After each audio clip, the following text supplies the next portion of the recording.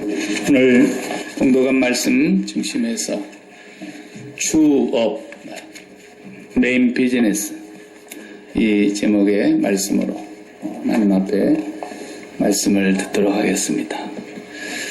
기억하시는지 모르겠는데요. 우리 이제 사무엘 하를 제가 부활절 지나고 4월 23일 주일부터서 1장 이어서 작년에 사무엘상 끝난 뒤에 이어서 지금 계속하고 24장까지 있는데 이제 3분의 2 정도 우리가 말씀을 함께 상고하면서 왔습니다. 4월 23일 첫 번째 1장을 말씀을 전할 때 제가 기억력이 좋으신 분들은 기억이 날 거예요. 주업과 부업이었어요.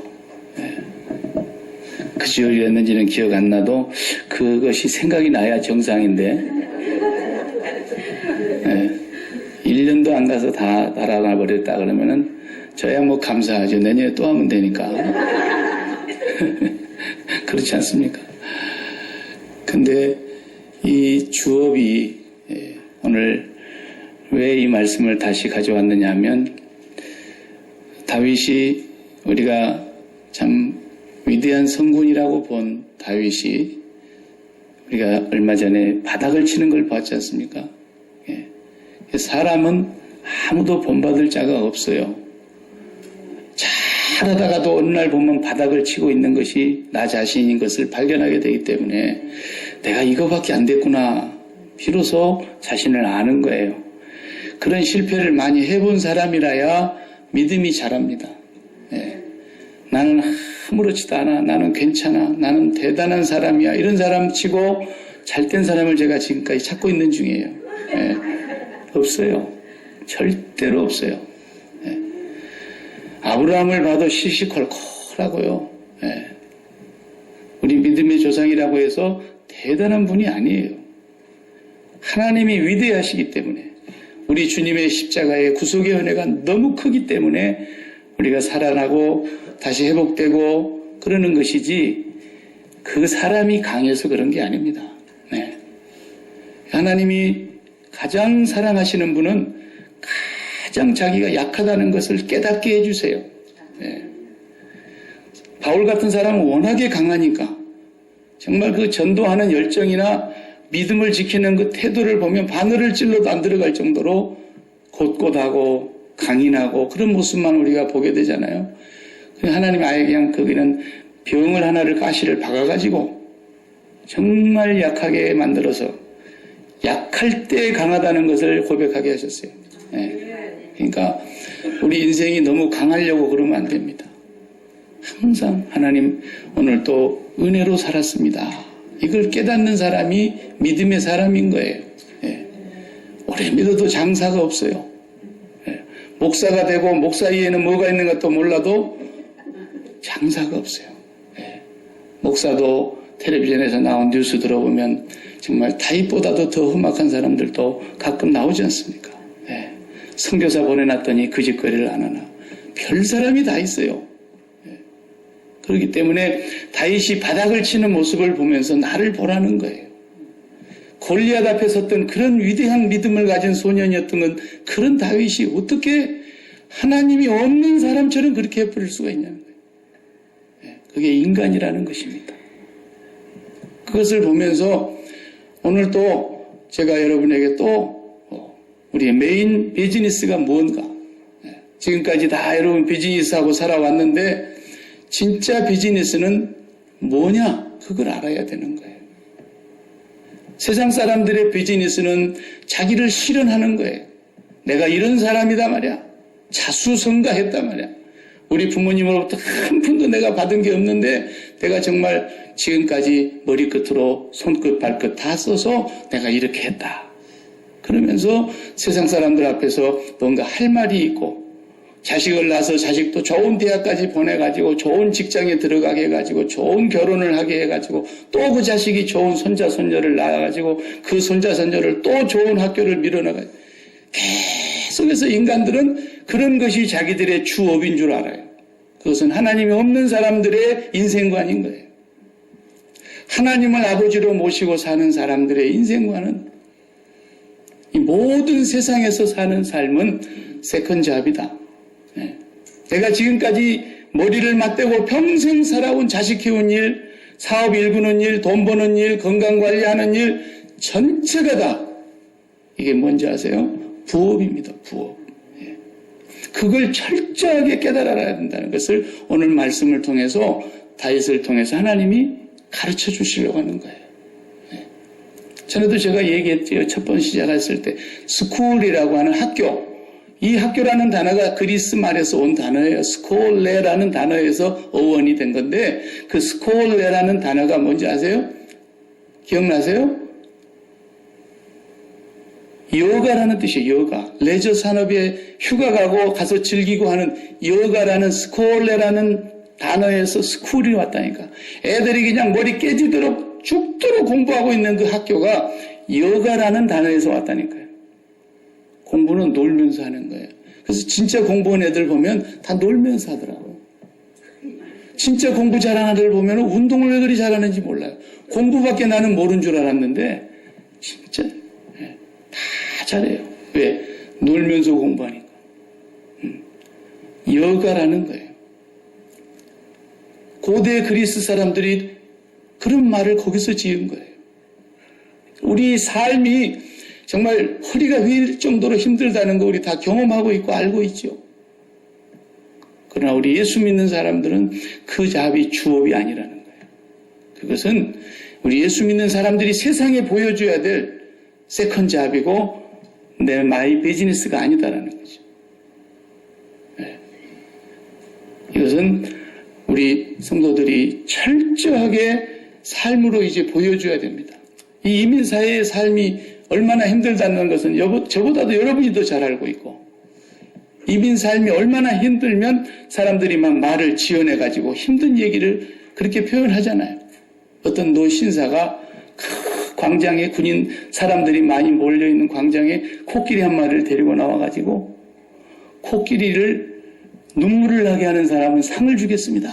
그랬더니 사람들이 와가지고 막 일사오태때 그냥 부모 버리고 자식 잃고 막 겨우 막 죽을 둥살둥 휴전선 넘었던 얘기 그 고생하면서 그냥 죽도록 살도록 했던 그런 얘기들을 다 하는데도 코끼리가 눈만 끔뻑끔뻑하고 멀뚱멀뚱 쳐다보고 있더래요. 근데 어떤 노신사가 딱 나왔고 지팡이로 코끼리 귀를 이렇게 들고는 뭐라고 속닥속닥 했더니 코끼리가 닭똥 같은 눈물을 막 흘리는데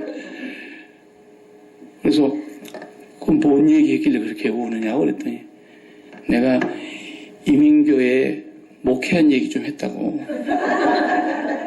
목사들이 지어낸 얘기예요. 응?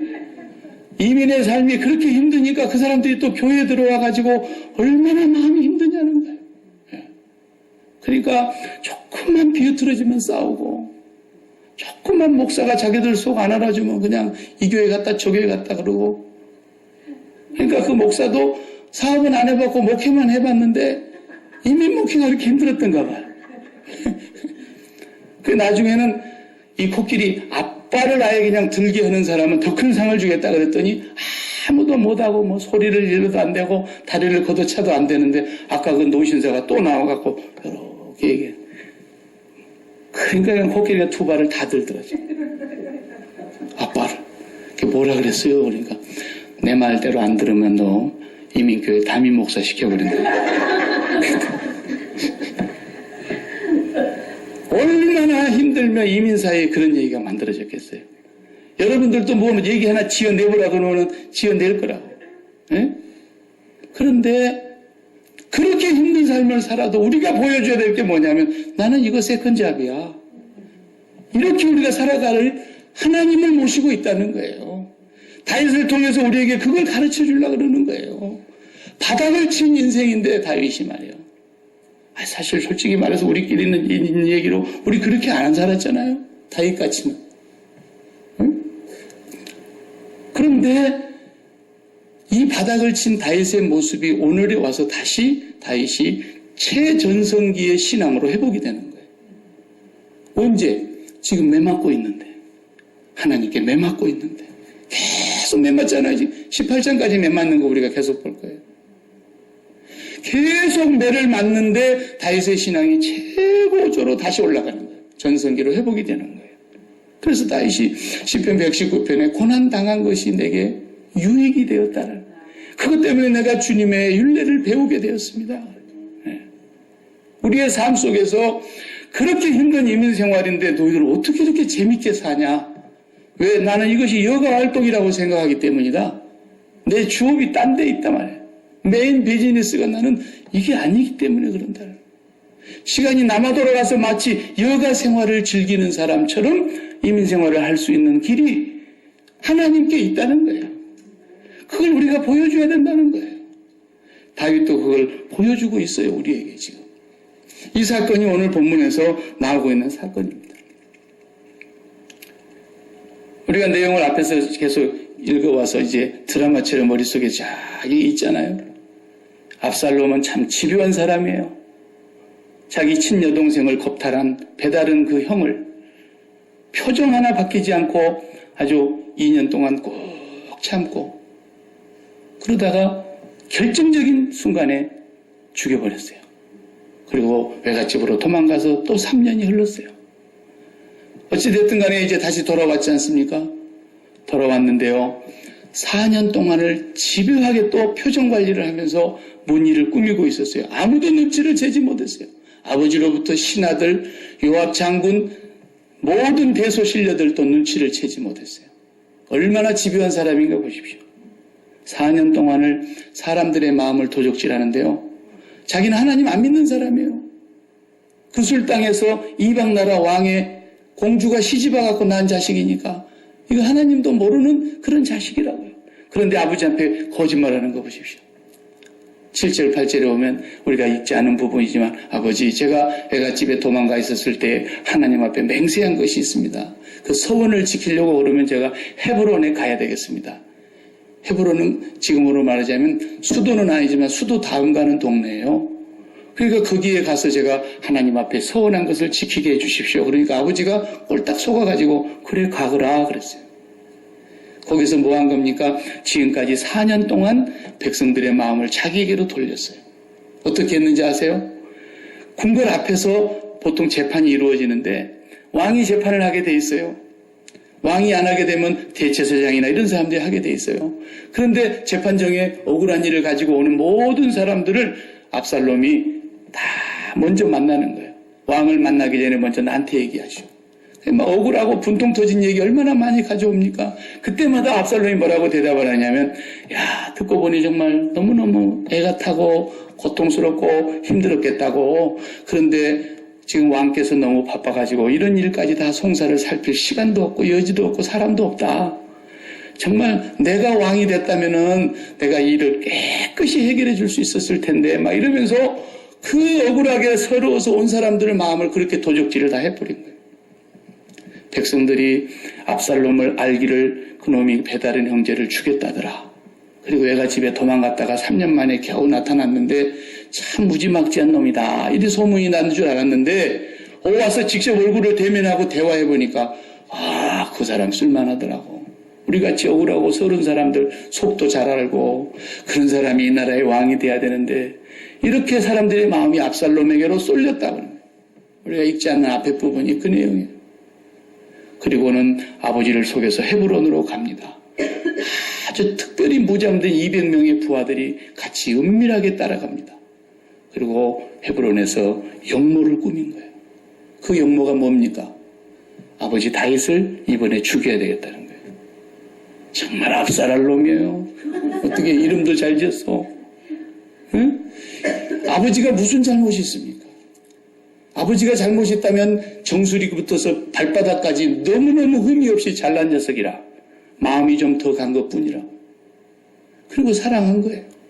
용서해 준 거예요. 왜? 자기 죄 때문에 지금 당하는 채찍이라는 걸 아니까 압살롬을 죽인 그런 죄도 용서해 주고 그랬는데 이 자식이 아버지를 이제 죽이고 왕권을 찬탈하기 위해서 영모를 꾸미는데 그 소식이 오늘 13절에 한번 읽어보세요. 다 읽지 못했으니까. 13절을 보면은 전령이 옵니다. 다윗에게 와서 말하되 이스라엘 인심이 다 압살롬에게로 돌아갔나이다 한지라 다윗이 예루살렘에 함께 있는 그의 모든 신하들에게 이르되 일어나 도망하자. 그렇지 아니하면 우리 중 한 사람도 압살롬에게서 피하지 못하리라. 빨리 가자. 두렵건대 그가 우리를 급히 따라와 우리를 해하고 칼날로 성읍을 칠까 하노라. 얼마나 다급했으면 신발도 신지 못하고 맨발로 도망을 갔어요. 대소신료들이 다 다윗을 따라 나가고 후궁 10사람만 남겨뒀다 그랬습니다. 너희들은 여기서 궁궐을 지켜. 그리고는 다윗이 그냥 도망을 갑니다. 우리가 읽었던 마지막 30절을 보면은 울면서 맨발로 도망갔다 그랬어요. 모든 신하들도 울면서 다윗을 따라갔고요. 모든 백성들도 다 울면서 통곡을 했어요. 그렇게 이제 성을 떠난 얘기가 오늘 본문에 나오고 다 읽지를 못하지만은 그렇게 압살롬이 다윗을 죽이려고 하는, 아들이 아버지를 죽이려고 하는 이 정말 폐영부도한 그런 사건이 이제 벌어지게 됩니다. 우리는 이 사건을 보면서 다윗을 한번 가만히 지난날 다윗을 우리가 봐왔으니까 다윗을 한번 봐봐요. 사실 솔직히 말해서 다윗이 장수가 얼마나 많습니까? 지금까지 하나님이 싸우게 했지만 싸워서 이기게 했지만 그 장수들 요압 장군으로부터 시작해서 그 수하에 전쟁으로 능한 장수가 보통 많은 게 아니에요. 그냥 헤브론만 주세요. 그렇다면 몰라요. 나라를 통째로 삼키겠다는데 왜 그걸 내줍니까? 한번 붙어나 봐야지. 아무리 자식이지만 그저 죽이지는 마라 그러잖아요. 나중에 요압 장군에게 불쌍히 여겨달라고. 죽여야 마땅하지만 죽이지는 말아달라고 그렇게 백성들이 듣는 앞에서 장군에게 부탁을 했는데 요압이 죽여버리지 않습니까? 네. 근데 못 해볼 일이 아니에요. 사실 해볼 수 있어요. 그리고 왕권이 그게 뭐 어디 길 가다가 죽는 게 아니잖아요. 사울 왕에게 쫓겨다닌 세월이 10년이고 정말 하나님이 주신 왕권이지만 너무너무 힘들게 그 자리에 올라갔어요.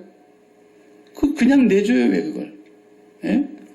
태극기 부대하고 촛불 부대가 그냥 몇 달을 두고 대치해가지고 안 내려오려고 하는 사람과 끄집어 내려야 되겠다는 사람들이 우리 고국에서 그 난리를 치는 거 보세요.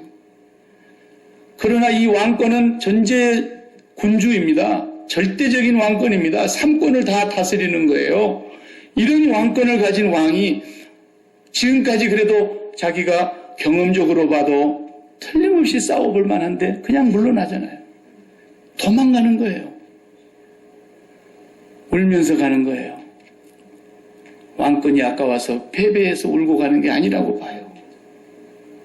하나님 앞에서 내가 이렇게 징계를 받는구나 생각하니까 너무너무 가슴 아파서 울고, 하나님 앞에서 이 자식이 이렇게 못된 자식이 나온 것을 안타까이 여겨 또 울고, 예. 그리고 가는데요. 오늘 우리가 눈여겨봐야 될 장면이 23절 이하에 읽었습니다. 23절 온 땅 사람이 큰 소리로 울며 모든 백성이 앞서 건너가매 왕도 기드론 시내를 건너간 모든 백성이 광야길로 향하니라. 광야로 도망을 갑니다. 울면서 갑니다. 자, 이제 보세요. 누가 따라 나서는가? 24절을 다 같이 보세요. 보라, 사독과 그와 함께한 모든 레위 사람도 하나님의 언약궤를 메우다가 하나님의 궤를 내려놓고 아비아달도 올라와서 모든 백성이 성에서 나오기를 기다리더라 그랬어요. 예. 모든 백성들도 따라가지만 이제 압살롬 따라간 사람들이 더 많죠. 물론 남은 백성들이 다윗을 따르고 제일 중요한 대제사장이 하나님의 법궤를 메고 나옵니다. 법궤는 하나님이 임재하여 계신 곳이고 이 법궤가 결국 하나님이 계신 자리니까 법궤를 모시고 왕을 인도해서 가려고 대제사장 아비아달과 사독이 나온 거예요. 근데 다윗이 뭐라 그런가 한번 보세요. 25절 잘 읽어보세요. 왕이 사독에게 이르되 보라, 하나님의 궤를 성읍으로 도로 메어가라. 만일 여호와께 앞에서 은혜를 입으면 도로 나를 인도하사 내게 그 계와 그 계신대를 보이시리라. 그러나 그가 이와 같이 말씀하시기를 내가 너를 기뻐하지 아니한다 하시면 종이 여기 있사오니 선히 여기시는 대로 내게 행하시옵소서 하리라. 여기 다윗이에요. 다윗의 마음이 이제 회복되기 시작한 거예요. 다윗이 예전부터 그랬어요. 본래 믿음이 출중했을 때 이 왕권의 자리를 자기가 어떤 그 주업으로 생각한 게 아니었어요. 언제나 여호와는 나의 피난처이십니다. 여호와가 나의 피할 바위이십니다. 여호와는 나의 산성이십니다. 여호와를 바라다보고 살았고, 언제나 오늘 시편에도 그런 우리 교동문을 했지만 내가 평생에 여호와께 구할 한 가지 일이 있는데 곧 나로 내 생전에 여호와의 전에 거하여 그 아름다움을 앙망하며 그 전을 사모하며 예배하고 사는 거라는 거예요. 다윗이 본래 직업이 그거였어요. 그걸 너무너무 잘했던 사람이에요. 그 자리로 이제 돌아가는 거예요. 하나님께서 자기를 지금 징계의 채찍으로, 인생의 채찍으로 매를 때리고 계시는 것을 다윗이 알기 때문에 자식에게 그것을 돌리지 아니하고 자식과 싸우지 아니하고 자기의 왕권도 다 내려놓고. 여러분, 내려놓는 건 쉬운 일입니다. 그렇지 않습니까? 내가 평생 모은 사업, 그리고 내가 이제는 이만하면 됐다 할 정도로 안정된 기반, 이런 거 내려놓는 거 참 쉽지 않습니다. 누가 그걸 내려놓을 수 있겠어요? 그런데 다윗은 왕권을 내려놔 버리는 거예요. 이건 내 것이 아니다. 여지껏 내가 이건 부업으로 갖고 있었던 거고 내 본업이 하나님을 바라다보는 것이었는데 어쩌다가 내가 한순간에 밧세바를 바라다보고 그렇게 미끄러져 넘어지면서 다윗은 지금도 처절하게 하나님의 사랑의 매를 맞고 있는 거예요. 아비가 징계하는 자식이 징계하지 않는 자식이 있으리요 그랬잖아요. 하나님은 사랑하시는 자를 징계하시지 버린 자식을 매를 때리는 분이 아니에요. 그래서 이 다윗을 지금 매를 때리고 있는데 그 매를 달게 만드는 거예요. 우리도 자식 키워보면서 세게 속상하면 막 돌기짝도 때리고, 저 같으면 저는 군대식으로 때렸는데 허벅지가 그냥 한 달 동안 시풀둥둥하도록 저는 매를 때려봤어요. 그래도 매를 맞으면서 잘못했단 말 하고 눈을 반드시 뜨고 있는 애는 어찌 이렇게 미운지 모르겠어요. 그냥 한 대만 맞으면 아버지 잘못했어요. 그리고 막 바지가리를 끌어안고 아버지 잘못했어요. 매를 맞아도 끌어안으면 더 이상 못 때리겠더라고요. 다윗이 지금 그러고 있는 거예요. 하나님의 매가 너무 아파요. 그런데 하나님을 끌어안는 거예요. 사독과 아비아달 제사장에게 말하는 거예요. 어찌 내 일에 하나님을 끌어들이겠냐. 하나님의 계가 중심이 돼야지. 우리가 대충 살다 보면은 급하면 우리는 하나님을 나 일로 끌어들이잖아요. 하나님 이러시깁니까? 그러면서 하나님을 내 일로 끌어들이려고 하는 것이 우리 근성인데, 다윗은 이 처절한 순간에 어떻게 내가 하나님의 법궤를 끌고 내 안으로 가지고 가겠냐는 거죠. 잘 그 자리에 모셔둬라. 그분이 나를 기뻐하시면 내가 그 계신 데를 다시 찾아와서 뵐 것이고, 그분이 나를 기뻐하지 아니하시면 종이 여기 있사오니 당신이 선하신 대로 하십시오. 그럴 거라는 거예요. 이제 주업을 찾은 거예요. 다윗의 전성기가 다시 오는 겁니다.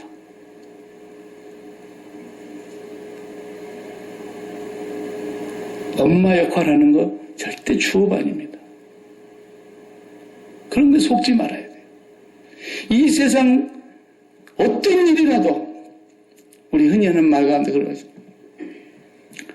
옛날 미국 개척 시대에는요, 여기에 밴쿠버도 그랬고 이쪽에 LA부터서 이 시애틀까지요. 그땐 사람이 안 살았고 원주민들만 있었을 때니까 서부 개척 시대에 이제 금광을 캐기 시작하고 그러면서 사람들이 동쪽에서 몰려오기 시작하고 그럴 때 이 땅이 말이죠. 그때는 돈을 받는 게 아니었어요. 그냥 말 타고 달려갈 때까지 달려가고 요만큼 내 땅 하자 말뚝 박으면 그게 내 땅이었어요. 정부가 그렇게 허락을 해준 거거든요. 그래서 정부가 주는 표시되어 있는 말뚝을 갖다 박고 울타리 치면 내 땅이었습니다. 그러니까 그렇게 땅을 넓게 차지했던 거예요. 그때는 말뚝 딱 치면 정부가 준 말뚝이니까 개척 시대에 여기에 사람들을 모아들이기 위해서 그렇게 옛날에는 했던 거예요. 그런데 그 말뚝 박아놓은 데를 내 땅이다 그리고 사는 것처럼 사람들의 마음은요, 그 어딘가 말뚝을 받고 싶은 마음이 있는 거예요. 말뚝 박는다 그러면 제일 많이 쓰는 용어가 군대에서 씁니다. 본래 군대에서 이제 우리 아이도 이제 3년 만 지났는데 이제 5년이니까 2년 남았잖아요. 근데 옆에 상관들이 말뚝 박으라고. 왜냐면 얘가 체질인 것 같아. 섬에 가서는 죽고 못 살겠다 그러더니 재밌나 봐요, 이제. 예? 그래서 상관들이 어떻게 해서라도 야, 너 장교 가는 거 좋겠다. 뭐 이렇게 꼬드기고 말뚝 박으라고. 예. 그래서 군대에서 우리가 의무 복무 기간 하고 나서 아, 나 군대 체질이야. 그럼 어떻게 해요? 말뚝 박잖아요. 그죠? 인생이 꼭 그런 마음이 있다니까요. 내 여기서 말뚝 박겠다. 예. 목사들도 그런 사람이 있어요. 예. 약기마에서 나는 말뚝을 박겠다. 그러면 또 혹시 몰라. 예? 그런데 그냥 조금만 교회 커지면 김일성이 나쁘다 할 거 없어요.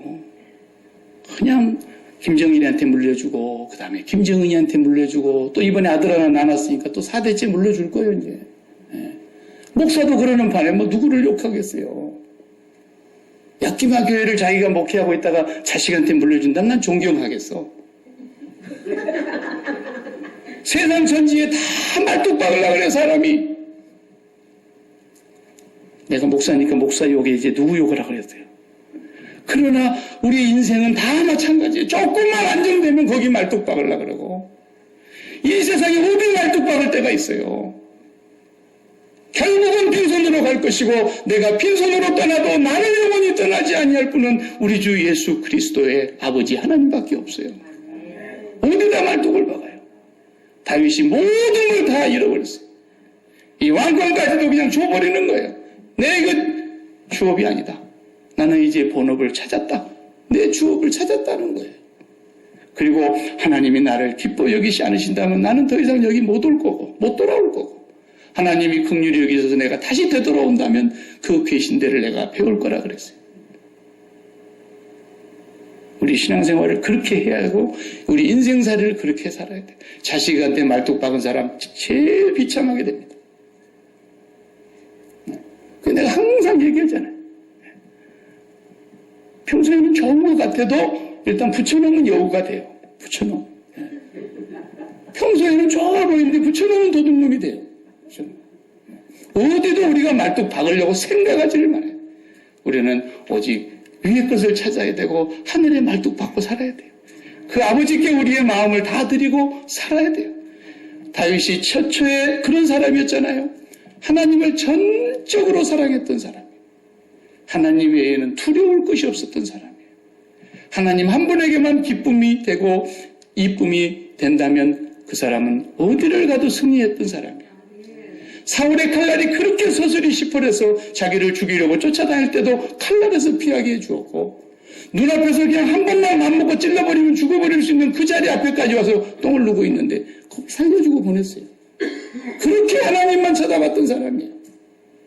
자기가 자기 왕권을 만들려고 했던 사람이 아니에요. 내 주업은 하나님 섬기는 거다. 하나님 바라보는 거다. 그리고 하루하루 내게 주어진 일터를 성실하게 살아가면 되는 거예요. 그렇지 않고 그렇게 되면 하나님의 생각 속에 있는 진짜 하나님의 뜻이 우리 삶 속에서 부업으로 이루어지는 거예요.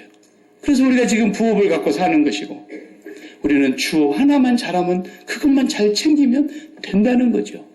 된다는 거죠. 하나님은 반드시 우리를 실망시키지 않는 분이세요. 그래서 압살롬은 자기가 왕권을 왜 못 가죠? 머리끝부터 발바닥까지 흠이 하나도 없이 모든 사람들에게 아마 여자로 태어났으면 난리가 났을 것 같아요. 이런 자식이 자기의 그 아름다움을, 자기의 최고의 그 아름다움을 사람들의 마음을 도둑질하는 데 사가지고 자기가 그 왕권을 차지하려고 하는데 비참하게 요압의 장군의 칼에 죽지 않습니까?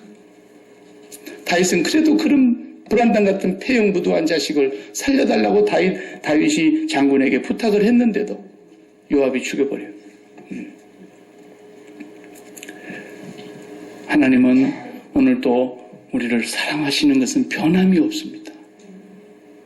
하나님의 말씀은 어제나 오늘이나 영원토록 변함이 없습니다. 다윗을 향하신 그 하나님의 사랑이 오늘 우리에게도 동일하게 이루어지고 있습니다. 그래서 우리가 이 세상에 말뚝을 박지 않아야 되기 때문에, 이 세상에서 박아놨던 말뚝들을 다 뽑아내야 되기 때문에 주님의 십자가가 필요한 것입니다. 그 십자가에서 내가 그리스도와 함께 죽어야만 나를 부인할 수 있고 주님과 함께 십자가를 지고 갈 수 있기 때문에 주님의 십자가를 날마다 바라보고 그 십자가를 나의 양식으로 삼으며 죽음의 죽으심이, 주님의 죽으심이 나의 참떡이 되고 참음료가 됨으로써 내가 이 세상의 마음을 말뚝을 박으려고 했던 모든 것들을 다 뽑아내고 그 자리에 하나님에게 말뚝 박는 거예요. 이게 나의 메인 비즈니스입니다. 그 외의 모든 것은 none of my business. 그건 하나님의 비즈니스예요. 그걸 어떻게 하실지는 모르겠어요. 하나님이 크게 하실지 낮추실지 건강하게 하실지 바울처럼 병을 하나 박아놓으실지 하나님께서 부자가 되게 하실지 적당하게 살게 하실지 모르겠어요. 그건 하나님의 생각 속에 그분이 선히 여기시는 뜻 가운데 들어있는 거예요. 내 원대로 마옵시고 그 뜻대로 하시옵소서. 그러나 나는 아버지만은 매를 맞아도 아버지를 끌어안겠다는 거죠. 다시 아버지를 주업으로 찾은 다윗. 그래서 하나님이 그를 완전히 회복시켜 주시는 것입니다. 사랑하는 성도 여러분, 다윗은 법궤를 자기를 위해서 끌어들이는 신앙을 갖고 있지 않았고 그 법궤 앞에서 자기를 낮추고 하나님 앞에 모든 것을 다 넘겨드리고 내 것이 아무것도 없다는 것을 비로소 다시 확인하면서 정직하고 순전한 마음으로 여호와를 경외하는 자리로 되돌아가게 되었다는 것입니다. 지금 아직 안정된 직장을 갖지 못한 분도 부업이 없는 겁니다. 지금 안정된 직장을 가지고 매일 같은 자리에서 사업하시는 분들도 부업을 갖고 있는 겁니다. 그리고 일용직으로 하루하루 먹고 사는 사람도 지금 부업을 하고 있는 것입니다. 그리고 직장이 없는 사람, 부업이 없는 겁니다. 우리는 주업은 하나입니다. 하나님을 반드시 경외하고 하나님을 섬기고 하나님께 마음을 말뚝을 박아보세요. 그리고 하나님 앞으로 가까이 가면 그분이 나를 선히 여기시사 그분 안에 갖고 계시는 그 뜻이 우리 삶 속에서 이제 부업으로 더 확장되어 펼쳐지게 될 것입니다. 우리 교회도 마찬가지입니다. 우리 교회가 교회에 관심을 가지면 하나님이 교회를 흩으십니다. 우리 교회가 하나님을 관심을 가져야 됩니다. 그분을 높이고 그분을 예배하고 그분을 가장 영화롭게 하고 그분 앞에서 우리 모든 것들을 다 내려놓아야 됩니다. 그때 하나님이 이 교회에 하나님의 뜻을 이루실 것이라. 기도하십시다. 하나님 감사합니다. 오늘 또 다윗의 삶을 통해서 너무나 아픈 상처를 안고 너무나 큰 징계의 채찍을 맞으면서 정말 밑바닥까지 내려갔던 자신을 돌아다보면서 이것이 자신의 본성이었고 자신의 본질이었고 그것이 다윗이었음을 다시 한번 처절하게 깨닫게 하신 것처럼 오늘 또 우리는 주님의 십자가를 바라다 보면 우리는 거기에 저주를 받아 거기에 매달려 죽어 마땅하고 저주가 우리가 합당한 자들인데 주님이 우리를 용서하셨고 주님이 대신 저주를 담당하셨고 하나님 우리를 끝까지 사랑하여 주신 그 은혜를 잊지 않게 하여 주옵소서. 우리가 배부를 때에도 주를 잊지 않게 하옵소서. 우리가 이 세상에 어떤 삶을 주신다 할지라도 거기에 마음을 빼앗기지 않게 하여 주옵소서. 전능하신 하나님만 온 마음을 다하고 온 힘을 다하고 온 성품과 뜻을 다해서 경외하고 사랑하는 것이 내 메인 비즈니스인 것을 한순간도 잊지 않게 하여 주시옵시고 교만하지 않게 하시며 광야에서 만나를 40년 동안 먹게 하신 것은 너로 낮추사 너로 겸손하게 하사 하나님의 말씀대로 행하는가를 보시려고 주님이 테스트하신 것이라고 말씀하셨던 것처럼 오늘도 이 광야 같은 인생 길에서 오늘 우리에게 주시는 하나님의 모든 은혜를 감사함으로 받고 하나님께 나아가는 저희들 되게 하여 주옵소서. 예수님 이름으로 기도하옵나이다. 아멘.